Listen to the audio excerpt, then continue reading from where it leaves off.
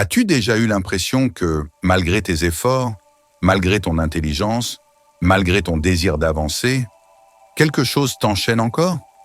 Comme si tu étais coincé dans une pièce invisible, dont tu n'arrives pas à trouver la porte? Tu fais semblant d'être bien, tu ris, tu travailles, tu avances. Mais parfois, seule, une petite voix te murmure: tu n'es pas vraiment libre. Ce n'est pas la société qui t'emprisonne. Ce ne sont pas tes parents. Ce ne sont pas tes échecs.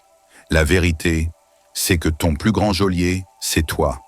Ou plus exactement, la partie de toi que tu refuses de voir. Carl Jung appelait cette partie l'ombre.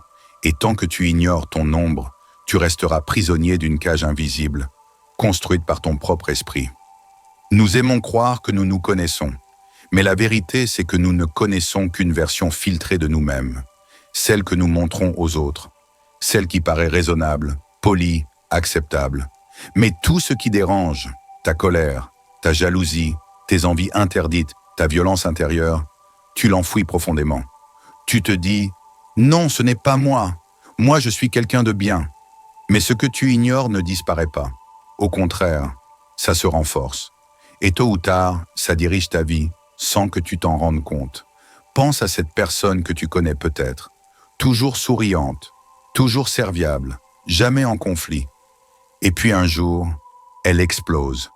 Une colère terrible, incompréhensible, sort de nulle part. Ce n'était pas une surprise. C'était son ombre, accumulée pendant des années, qui a pris le contrôle.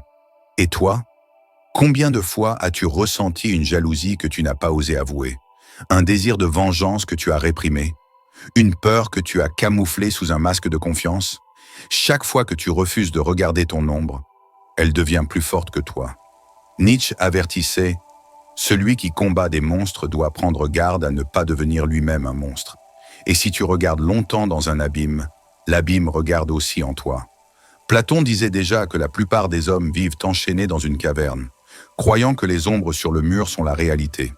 Et Machiavel ajoutait: le plus grand piège pour un dirigeant est de se croire vertueux. Ton ombre, c'est ce que tu refuses de voir. Et tant que tu la nies, c'est elle qui décide à ta place. Voilà l'ironie. Tu crois que ce sont tes qualités qui te définissent, ta gentillesse, ta loyauté, ton honnêteté.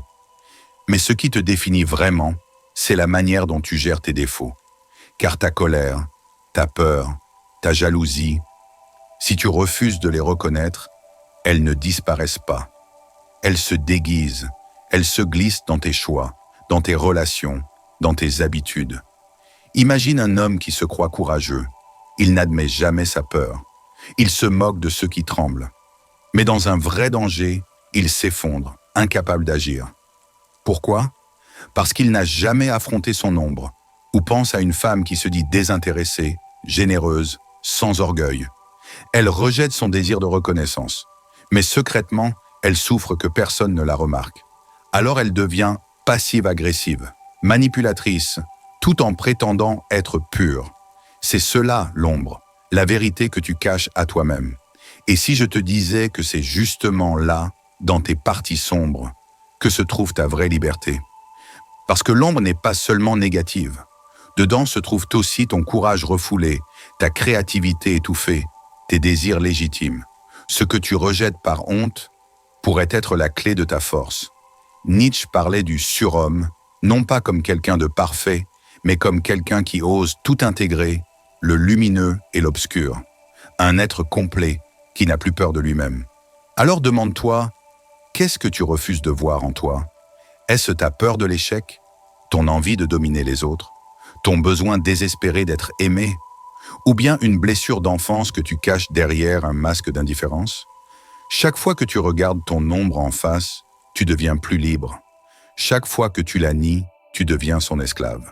Tu ne peux pas vraiment choisir ta vie tant que tu refuses de regarder ce qui t'habite. Le vrai courage, ce n'est pas seulement affronter les autres. Le vrai courage, c'est d'affronter ce que tu caches en toi depuis toujours. Imagine un instant. Si tu acceptais ta colère, tu pourrais l'utiliser comme énergie pour te défendre, au lieu de la laisser exploser au mauvais moment. Si tu reconnaissais ta jalousie, tu pourrais l'interpréter comme un signal de tes vrais désirs, au lieu de détruire tes relations. Si tu avouais ta peur, tu pourrais apprendre à la traverser, au lieu de la fuir toute ta vie. L'ombre n'est pas ton ennemi, elle est une partie de toi.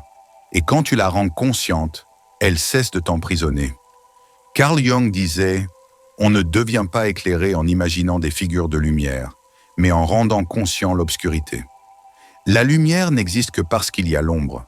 Ta liberté n'existera que le jour où tu feras la paix avec ton obscurité intérieure. Alors je te laisse avec une seule question.